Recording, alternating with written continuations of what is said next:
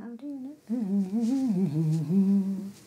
How do you catch the wave upon the sand? You know, how do you? I don't know. Do you know there's a song? Yeah. How do you catch a moonbeam or a sunbeam or a wave upon the sand? That's George. He was just like a little elf, you know, in and out. Ah, and another thing, he appeared. He was very clever to appear. He always wanted to catch you out doing something wrong. He didn't trust people. And I remember he used to turn up sometimes at the tea party door, and I was in the middle of saying something nasty about him, you know, like, George doesn't want me to have poets read. He says, you'll have every Tom, Dick and Harry reading their bad poems. And I said, George, is there such a thing as a bad poem? He said, of course there is.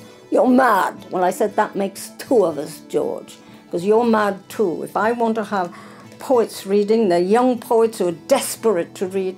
But he didn't, he really stuck to it. He said, you can read some of your poems, because that's my kind of payment for you, because he'd never paid anybody.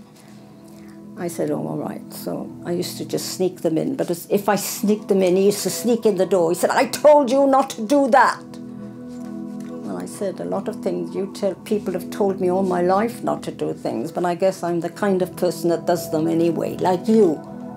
That's why we get on together.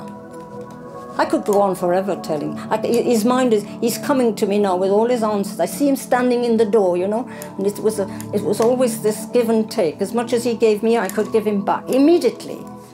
So we were alike. It was too strong, because we were two strong characters. And I remember, well, no, that's something else.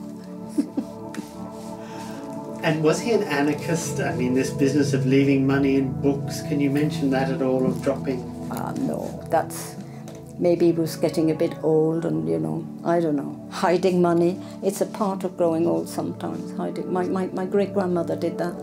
She'd scream and yell, she used to hide her money. And so I don't think that was, it was funny.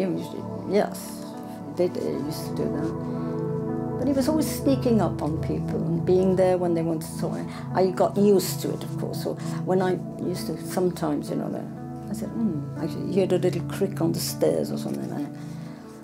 I used to say, well, now, George wouldn't like that. And he used to peer at the door. Well, I said, I was just talking about you. I got to know.